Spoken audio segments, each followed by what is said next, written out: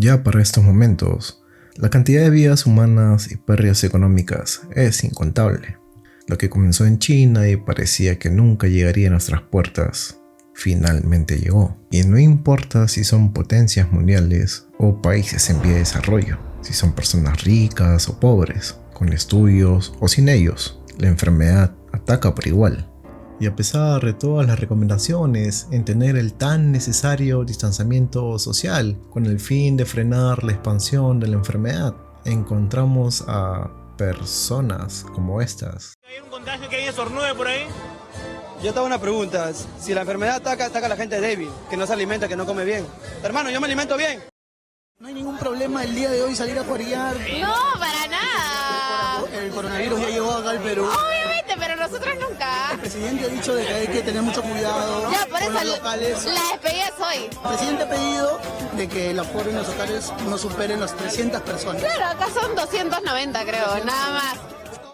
Donde se puede evidenciar que no importa la clase social, la inteligencia está repartida por igual. Donde muchos intentan aprovecharse de la situación, vemos a unos pocos que se alzan para convertirse en algo más. Podemos ver en definitiva lo mejor y lo peor de nuestra especie. Todo esto nos recuerda lo frágil que somos como tal, pero también lo frágil que puede ser nuestra moral.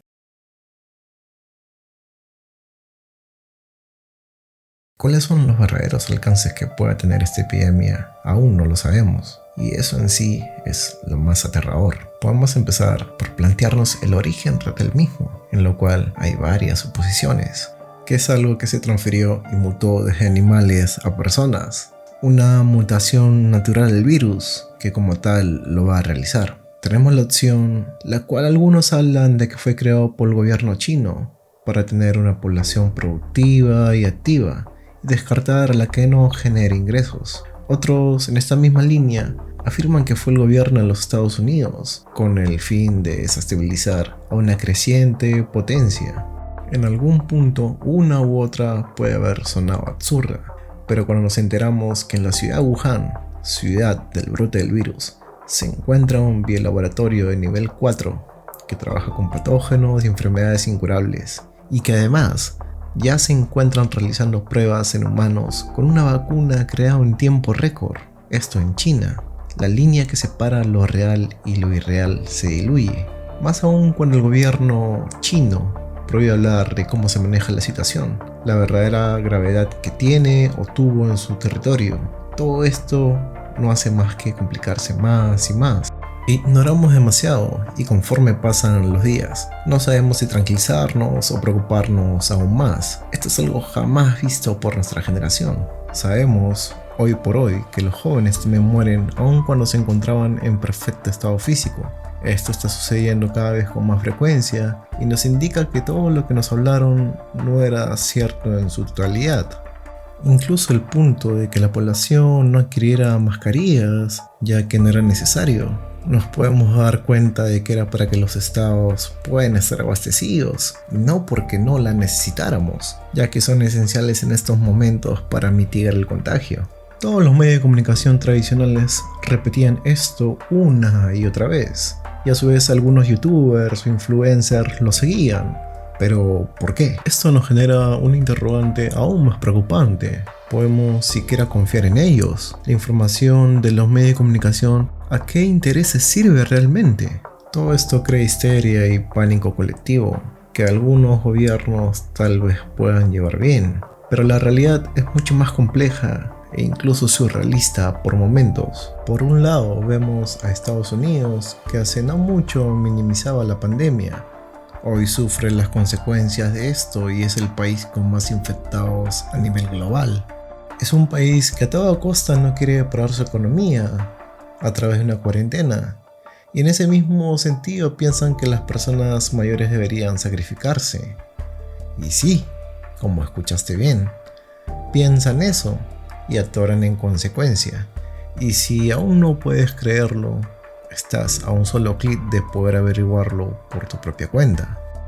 Por otro, tenemos al gobierno chino que restringe toda clase de comunicación y libertad de expresión de su pueblo. para que su imagen como gobierno ni siquiera sea criticada. Las consecuencias van desde amenazas de encarcelamiento hasta desapariciones, por decirlo menos.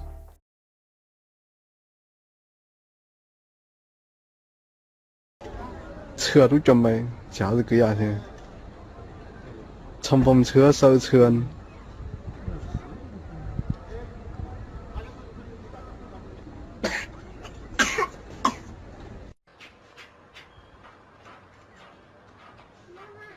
OK。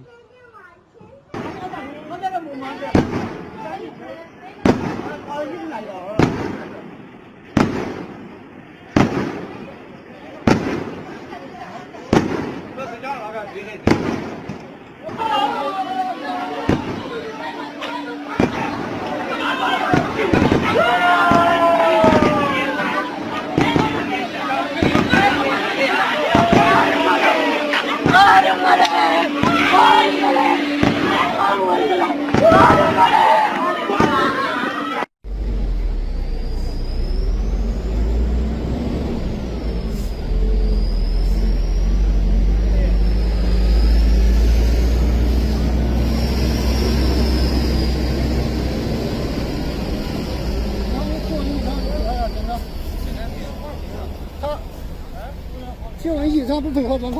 哦。这里相一起，赶紧防疫防疫管部队，请你熄火，配合检查。请配合检查，不要熄火，配合检查。好。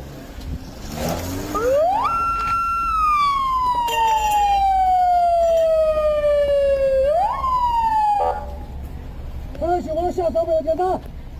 到这儿了。让你不要动，配合检查。往这边，往这边。往这边。配合检查。放好。放好。放好。好好东西。车子在人员里面。发言人员被车辆现在进小步。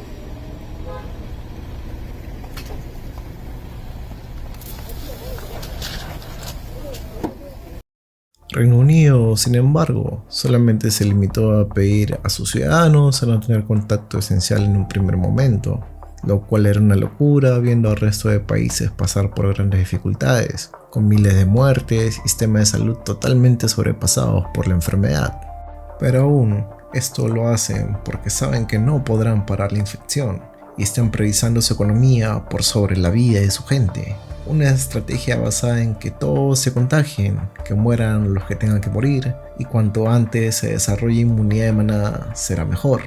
Esto en teoría. Ha tenido que contagiarse el primer ministro y el príncipe Carlos para que coloquen en cuarentena a la población, y aún así esta no se cumple como se debería, ya que se puede ver a gente realizando deporte al aire libre y actividades medianamente normales. Y si como las cosas aún no parecieran lo suficientemente salidas de una película, hay una gran parte de esta población que no sabe que se encuentra en cuarentena. Y esto me lleva al comienzo de lo que hablaba. Aún no sabemos lo suficiente como para tomar medidas como la que en un principio adoptó Reino Unido, o las mismas que Estados Unidos piensa implementar en un futuro no lejano.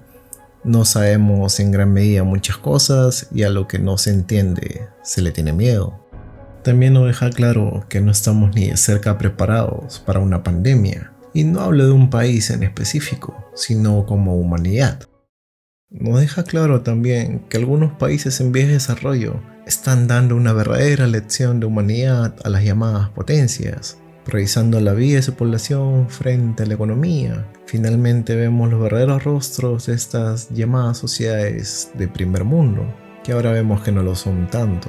La realidad de lo frágil que es la humanidad nos golpea de lleno y en algunos casos nos hace preguntar qué hemos estado haciendo con nuestras vidas. Tal vez desperdiciándola viendo cientos y cientos de fotografías, historias de gente que hace cosas sin valor, de la mercadotecnia, del comercio, turismo u ocio, en definitiva del consumismo en sí, y olvidando que los verdaderos héroes no se encuentran en estos momentos compartiendo fotos de su comida, sus viajes, ni subiendo estados de lo que hacen, partiendo rollos de papel higiénico o realizando retos en las redes sociales. Porque los verdaderos héroes hoy se encuentran vigilando las calles. Hoy los verdaderos héroes se encuentran en turnos de 12 horas o más, velando por la salud de alguien que no conocen, pero que juraron hacerlo. Hoy los héroes de verdad velan porque no te falte comida en tu mesa. Y sí, los verdaderos héroes están a tu lado. Siempre lo estuvieron. Porque si algo hemos de sacar de todo esto, es que hoy las familias comen juntos, hablan todo un poco y buscan cómo protegerse. Hoy la realidad tal vez nos esté gritando desesperadamente que miremos lo que de verdad importa. Hoy ha llegado el momento de proteger a esa madre que te cocina, a ese padre que te cuida. Hoy ha llegado el momento de devolver todo lo que te dieron. Porque todo esto pasará cuando se encuentre una vacuna, tal vez en un año o menos. Tal vez un poco más, porque la noche es siempre más oscura antes del amanecer, y eso se los puedo prometer, va a amanecer.